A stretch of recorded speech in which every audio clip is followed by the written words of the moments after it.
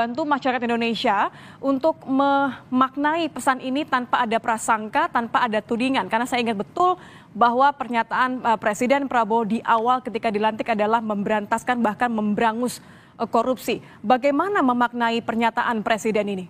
Ini kan Bang Habibur Rahman juga sudah menjelaskan sebenarnya bahwa hal ini terkait dengan bagaimana memulihkan ya kerugian-kerugian negara.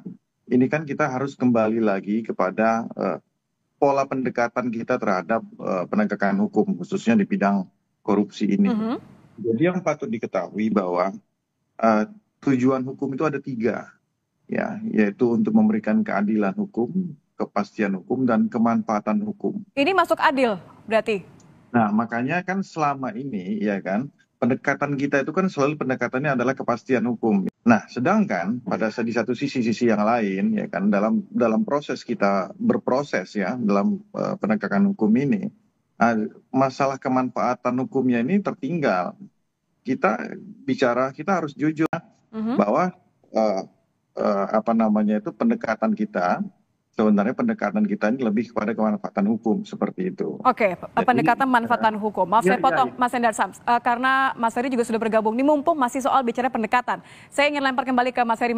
Barusan Mas Hendar Sam mengatakan bahwa pernyataan Presiden Prabowo ini harus dilihat dari pendekatan pemanfaatan hukum. Anda setuju nggak dengan hal ini, bahwa ini bisa diterima? Bahwa ini demi lagi-lagi pemberantasan korupsi, demi keadilan, dan tidak melukai hati masyarakat Indonesia? Ya, saya di banyak poin Pak Prabowo secara substansi cukup bisa menerima dan memahami ya. Tetapi selalu yang dibicarakan itu kalau mau mengutip peristilahan Pak Prabowo sendiri lebih banyak omon-omonnya daripada bagaimana mengimplementasikan gagasan. Sekarang diminta para koruptor mengaku mengembalikan seluruh keuangan negara, lalu kemudian mereka diampuni. Kan ini sebenarnya gagasan dan konsep perampasan aset sebenarnya. Tapi undang-undang perampasan aset tidak masuk prolegnas gitu ya. Jadi antara apa yang dibicarakan dengan fakta itu tidak sinkron. Misalnya contoh bakal mengejar koruptor hingga ke Antartika gitu ya. Ngapain juga harus dikejar ke Antartika? Kita paham itu adalah gagasan untuk sungguh-sungguh melakukan pemberantasan korupsi.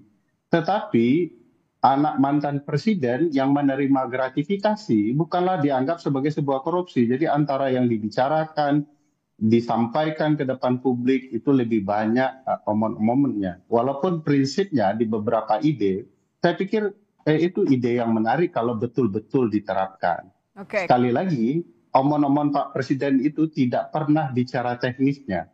Baru tahap sangat umum, sangat general ya. Jadi antara dipuji tidak bisa, dipertanyakan juga belum bisa. Saya ke Mas Hendar Sam lagi deh. Omon-omon katanya Mas Ferry. Omon-omon nggak nih kalau memang ternyata niatnya masih sama? Ya, belum 100 hari juga bekerja kan, baru beberapa bulan kan. Jadi saya rasa kan memang yang diperlukan saat ini memang gagasan-gagasan itu kan diimplementasikan, dan mengimplementasikan gagasan itu kan tidak juga dapat serta-merta langsung dilaksanakan. Kan seperti itu. Yang penting bahwa ya saya ambil simpulnya saja dikatakan oleh Bu Ferry, memang kalau intisarinya kita sepakat bahwa azas ultimum remedium itu dilaksanakan ya, bahwa sanksi pidana itu digunakan sebagai upaya terakhir untuk menyelesaikan masalah hukum, itu mungkin bisa kita jalankan ke depannya. Ya. Nah, jadi seperti itulah saya rasa ya. Jadi kalau kita bicara masalah itu kan balik lagi ini pemerintahan baru berjalan beberapa lama ya. Belum sampai 100 hari. Kalau kita bicara masalah penegakan hukum sejauh ini juga kan dari pihak KPK ya, dari pihak kejaksaan, kepolisian kan sudah. Mungkin saya rasa tapi Mas Hendar Sam, ini tuh spontanitas karena memang kebetulan aja lagi ngomong soal korupsi di depan mahasiswa begitu, atau ini sebenarnya sudah ada yang disiapkan, atau ada pesan sebenarnya khusus dari Pak Prabowo? Ya, sebenarnya secara prinsip kan sudah ada pesan dari situ. Dari awal juga pada saat dulu, contoh kalau kita ambil mana negara berhasil untuk para pengusaha sawit ya. Nah itu kan salah satu pendekatannya, bahwa pendekatan penegakan hukum ya kan, dan pendekatan kemanfaatan hukum ya, Oke. Mas Hendarsam, nampaknya ada sedikit gangguan sinyal. Saya kehilangan suara Anda, tapi nggak apa-apa. Saya ke Mas Ferry terlebih dahulu deh. Mas Ferry, diksi memaafkan ini mungkin ya, kemudian juga mengembalikan uang secara diam-diam ini yang mengingatkan saya dengan pernyataan ICW di awal-awal Pak Presiden Prabowo dilantik gitu. Kalau Anda melihat secara pesan yang dicoba disampaikan oleh Presiden Prabowo dalam kesempatan ini, maknanya apa sih sebenarnya kalau menurut Anda? Ya, ini kayaknya juga Mas Hendarsam perlu memahami bahwa konsep untuk bahwa pemidanaan sebagai ultimum remedium yaitu atau obat terakhir itu tidak cocok dalam konteks apa yang disampaikan Pak Presiden Prabowo ya. Karena ketika dinyatakan bahwa ada upaya, ayo laporkan apa saja tindak pidana korupsi yang Anda lakukan, kalau Anda kembalikan kami maafkan. Itu sebenarnya taktik penghukuman juga kepada koruptor. Bahkan semacam peringatan, kalau Anda kemudian tidak melakukan, kami akan tegas dan kalau Anda tertangkap, Anda akan dipidana. Jadi tetap akan ada konsep ultimum remediumnya.